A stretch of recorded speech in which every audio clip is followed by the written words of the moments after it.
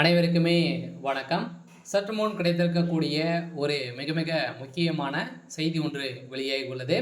சற்று முன் MP R ராசாவின் கதை முடிந்தது, 10 ஆண்டு சிறை, நீதிமன்றம் வழங்கிய இறுதி தீர்ப்பு. இது மாதிரி பார்த்தீங்கன்னா செய்திகள் வெளியாயிருக்கு. ஏற்கனவே ராசா அவர்கள் நிறைய விஷயத்தில் பார்த்தீங்கன்னா வசமாக சிக்கியிருக்காரு. ஸோ அவர் ஏற்கனவே மத்திய அமைச்சராக இருக்கும்போது பார்த்தீங்கன்னா எக்கச்சக்கமான சொத்துக்களை பார்த்தீங்கன்னா சட்டத்துக்கு விரோதமாக செயல்பட்டு சொத்து சேர்த்துருக்காரு அப்படின்ற மாதிரி இப்போ பார்த்தீங்கன்னா தொடரப்பட்ட வழக்கின் அடிப்படையில் இப்போ அதிரடியாக ராசாவுடைய வீட்டில் அதிரடியாக சிபிஐ பார்த்தீங்கன்னா அதிரடியாக ரைடுகள் நடத்தியிருக்காங்க. இந்த ரைடின் அடிப்படையில் ஸோ எக்கச்சக்கமான பணங்களும் நிறைய விதமான எவிடன்ஸுகளும் பார்த்தீங்கன்னா சிக்கிருக்கு. ஸோ இந்த நிலையில் தான் இப்போ அதிரடியாக நீதிமன்றம் தீர்ப்பு வழங்க போகிறதாகவும் ஸோ அவருடைய சொத்துக்கள் அனைத்துமே முடக்கப்பட போகிறதாகவும் ஒரு தகவல் ஸோ வெளியாகி வருது. ஸோ இதெல்லாம் பார்த்தீங்கன்னா அதிரடியாக ராசாவிற்கு நீதிமன்றம் வழங்கக்கூடிய தீர்ப்பின் அடிப்படையில் இப்போ அவருடைய கதை ஒட்டுமொத்தமாக முடிய போகுது. ஸோ இதை பற்றி இந்த வீடியோவில் நம்ம முழுமையாக பார்க்கலாம். ஸோ அதுக்கு முன்னாடி நம்ம சேனலுக்கு இப்போ தான் நீங்கள் முதல் முறையாக வந்திருக்கீங்க அப்படின்னா மறக்காமல் நம்மளுடைய சேனலை சப்ஸ்கிரைப் பண்ணி சப்போர்ட் பண்ணுங்கள். ஸோ வாங்க வீடியோக்குள்ளே போகலாம்.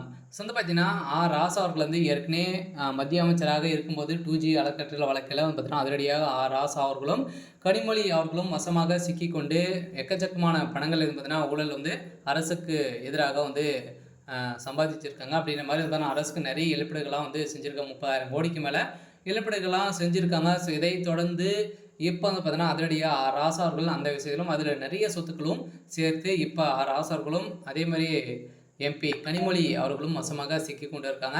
ஸோ இந்த நிலையில் இப்போ அதிரடியாக இந்த சட்டத்துக்கு விரோதமான சொத்து சேர்த்த வழக்கில் அதிரடியாக ராசா அவர்கள் இப்போ மாட்டியிருக்காரு. இதெல்லாம் அவருடைய வீட்டில் அதிரடியாக 2 நாட்களாகவே ரைடில் நடக்குது. இந்த ரைடின் அடிப்படையில் எக்கச்சக்கமான சொத்துக்கள் சிக்கியிருக்கக்கூடிய நிலையில் இப்போ அவருடைய சொத்துக்கள் அனைத்தையுமே முடக்கி இவருக்கு 10 ஆண்டுகள் சிறை தண்டனை விதிக்கப்படுறதாகவும் ஸோ தகவல் ஸோ வெளியாகி வருது. ஸோ இந்த எல்லாம் திமுகவுடைய தலைமையகத்தில் எக்கச்சக்கமான அமைச்சர்கள் திமுக இருக்கக்கூடிய அமைச்சர்கள் இதுக்குமே 12-13 அமைச்சர்கள் பார்த்தீங்கன்னா முக்கிய அமைச்சர்கள்லாம் இருக்காங்க.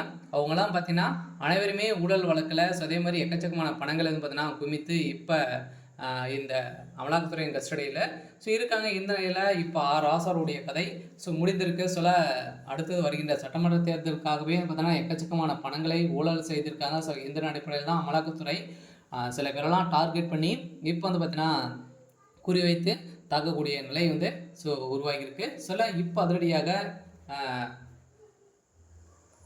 அமைச்சர் ராசா அவர்கள் பார்த்தீங்கன்னா இப்போ டெல்லி திகார் சிறையில் அடைக்கப்பட போகிறதாக இப்போ தகவல் வெளியாகி வருது.